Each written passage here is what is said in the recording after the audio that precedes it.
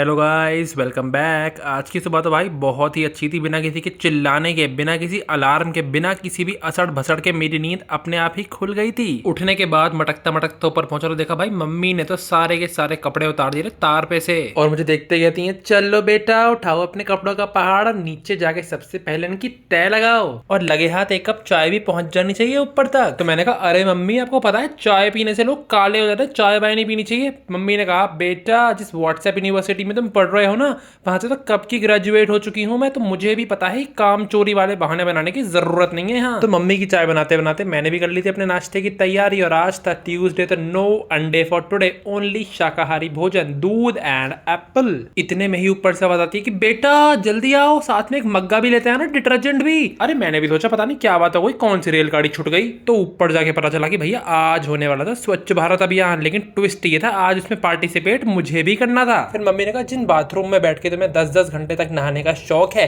कभी कभार उनको चमका भी दिया करो। मैंने कहा मम्मी फिक्र मत लो, ऐसी चमकाऊंगा कि इसकी सफेदी देख के ना कोई पहचान नहीं पाएगा कि बाथरूम है ये ताजमहल। मैंने कहा मोदी जी से गोल्ड मेडल लेके ही मानूंगा सफाई अभियान के नाम पर मैं, जस्ट वेट एंड वॉच। उसके बाद अपने गेटअप में रेडी होकर मैं आ गया था नीचे, क्योंकि मेरे को बनानी थी एक रील, और अब तक तो आप समझ ही गए होंगे कि किस पे रील बनने वाली है। जी हाँ, आपके फेवरेट स्प्लिट्स वाला कंटेस्टेंट पे। तो काफी जुगाड़बाजी लगाने के बाद लास्ट पे जाके मैंने मम्मी के आईलाइनर से अपने दांत काले करे थे, तो अब टाइम था इसको साफ करने का। उसके बाद भाई 1 घंटे तक मैंने दांतों पे ब्रश घिसाया, तब भी ढंग से साफ नहीं हो पा रहे थे। एक्चुअली मैंने लैक्मे का आइकॉनिक काजल लगाया था ना, जो कहते हैं ना एड में भी, समय को मात दे, 24 घंटे को मात दे, पूरे दिन को मात दे, इसको मात दे, पूरी दुनिया को मात दे। उसने मुझे ही मात दे दी थी आज। तो इतने में ही आ जाती है गौरी का स्कूल से वापस। मैंने कहा मेरी प्यारी बहन मुझे तुम्हारी बहुत याद आई, तुम कहाँ थी? तो कहती है भैया ये मेलो ड्रामा करने की कोई जरूरत नहीं है, अगर आपको मुझसे अपनी वीडियो बनवानी है तो सीधे सीधे ही बोल दो, ये एक्टिंग करने की क्या जरूरत है। मैंने कहा बताओ मैं तुम्हें इतना लालची दिखता हूँ? इतना नहीं हूँ, इससे भी 100 गुना ज्यादा हूँ। फिर थोड़ी ही देर बाद मेरी नजर पड़ती है तो स्टोर का गेट खुला हुआ था, अंदर से खचर पचर की आवाजें आ रही थी। मैंने कहा पता नहीं कौन घुस गया, चूहा घुस गया, कौन है?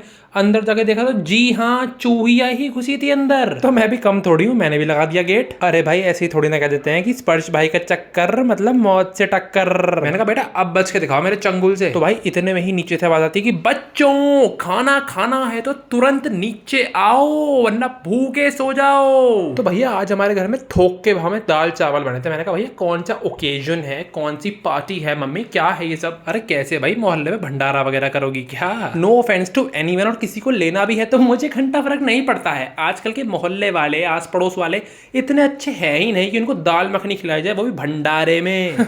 मैं तो 2 रुपए की टॉफी ना बांटूं आस पड़ोस में, या तो फिर भी दाल चावल की बात है। तो एंड ऑफ द डिस्कशन ये है कि चुपचाप से हम लोग तो अपनी अपनी प्लेटें लगा के खाना खाने बैठ गए थे। खाना खाकर ऊपर गया तो मम्मी कहती है बेटा जो तुम्हारे पिछले 1 साल की जीन्स है मैंने 1 दिन में धोई है ना, चुपचाप से इनको सीधा कर दो, फिर मेरे को प्रेस भी मारनी है इन पे। तो जीन्स वगैरह की तय मार के मैं नीचे आता हूँ तो इतने में देखता हूँ मेरी बहन अभी भी नींद में ही बैठी हुई है। मैंने कहा बहुत बढ़िया, शाबाश बेटा, सो पूरी नींद लो, पूरी नींद लो। ट्यूशन व्यूशन वो किस खेत की मूली है, भाड़ में जाए भाई, तुम सो पहले। तो कहती है भैया आप क्यों इतना बोल रहे हो, आप तो खुद सुबह 12 बजे तक पड़े पड़े सोते रहते हो, यहाँ मुझे ज्ञान दे रहे हो। बताओ भाई साहब, उल्टा जवाब देने में सबसे आगे है ये लड़की। मजाक कर रहा हूँ यार, गौरिका तो 1 नंबर की शैता, मेरा मतलब बहुत प्यारी बच्ची है भाई। वो तो ऐसा करती ही नहीं है कभी, वेरी डिसेंट पर्सन। उसके बाद भाई ऊपर पहुंचता तो मम्मी, जब से भाई हमारी मम्मी ने स्पॉटिफाई का सब्सक्रिप्शन लिया है तब से सारा दिन हमारे घर में भजन कीर्तन ही चलता रहता है। मैं तो परेशान हो चुका हूँ, बिल्कुल लगता ही नहीं है जैसे ये घर है, ऐसा लगता है किसी बाबा जी के दरबार में आके बैठे हों। मैंने कहा मम्मी अच्छी बात है भजन कीर्तन करना, लेकिन थोड़े टाइम के लिए, ये थोड़ी सारा दिन यही करते रहो। तो इतने में भाई मम्मी ने भजन ढूंढ के मेरे कान पर बजा भी दिया। मैंने कहा मम्मी माफ करो हमें, मैं तो पागल हो जाऊंगा सुन सुन के यही सब। मम्मी ने कहा तुम आजकल के बच्चे लॉलीपॉप गाना तो सुन सकते हो, लेकिन भजन सुनते ही तुम्हारे कानों में दर्द होने लगता है। मैंने कहा नहीं मम्मी, मैं बहुत डिसेंट लड़का हूं, मैं तो अभी भी लता मंगेशकर और आशा भोसले जी के गाने सुनता हूं। चुरा लिया है तुमने जो दिल को, नजर नहीं चुराना सनम, बदल के मेरी तुम जिंदगानी। बस आज तो भाई किसी तरह गाते गाते मेरी जान बच गई। और इतने में ही भाई गौरिका चौधरी की एंट्री होती है नीचे। उसको देखते ही मैंने कहा क्या भाई कहाँ के फैशन हो रही है, ये गोवा जा रही हो या ट्यूशन पढ़ने जा रही हो? तो कहती है ठीक है भैया, कल से मैं ट्यूशन लहंगा पहन कर जाया करूंगी, लेकिन आपको भी घर में धोती पहन के रहना पड़ा करेगा। मैंने कहा भाई मैं तो खुद ही फंस गया यहाँ पे, तो मैं चुप हो जाता हूँ इसी बात पे। और इसी तरह दूसरों को ज्ञान देने के बाद मैं खुद निकल पड़ता हूँ गेड़ी मारने। एक्चुअली गेड़ी वेड़ी तो नहीं, मैं पहुंच गया मेट्रो स्टेशन किसी का वेट करने। तो थोड़ी देर ही वेट करते करते एंट्री होती है बादशाह की, और भैया ने आते ही पूछा और पंटर क्या हाल चाल। मैंने कहा अस्सी तो बढ़िया सी, तुस्सी सुनाओ। तो थोड़ी बहुत देर हंसी मजाक और गप्पे लड़ाने के बाद भैया को छोड़कर मैं आ गया था अपने घर वापस आया तो पापा मम्मी बैठ के निकल लिए गाड़ी में। भैया बच्चे तो घुमक्कड़ सुने थे, लेकिन यहाँ तो हमारे मम्मी पापा ही घुमक्कड़ हैं।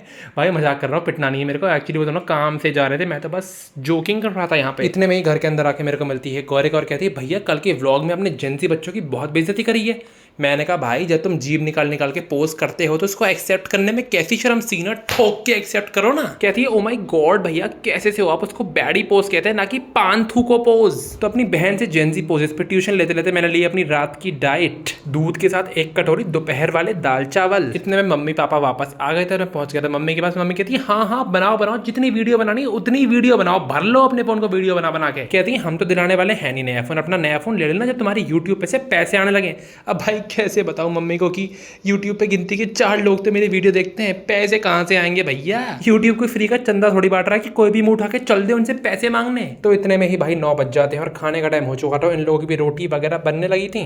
उसके बाद फोन पे लगाकर न्यूज, सबने खाया है जम के खाना। उसके बाद हाथ मुंह धोने ऊपर आता हूँ तो मेरी नजर पड़ती है मम्मी के मॉइस्चराइजर पर। देख लो लैक्मे वाला तुम्हारा कितना फ्री का प्रमोशन कर रहा हूँ सुबह से, तुम चाहे तो मुझे स्पॉन्सर भी कर सकते हो, मैं बुरा नहीं मानूंगा। हाँ भाई 2-4 लाख रुपए की स्पॉन्सरशिप फेंक के मारो ना मेरे ऊपर, मैं तो खुशी खुशी उठा लूंगा उसे। तो भाई फ्री का सामान मिले और मैं उसे छोड़ दूं, ऐसा तो पॉसिबल ही नहीं है। तो मैंने बिल्कुल भर के लगा ली थी अपने मुंह पे cream. After that it was finally time for some sleep. इसी के साथ tata bye bye and see you tomorrow. Like share subscribe भी करते जाना साथ में।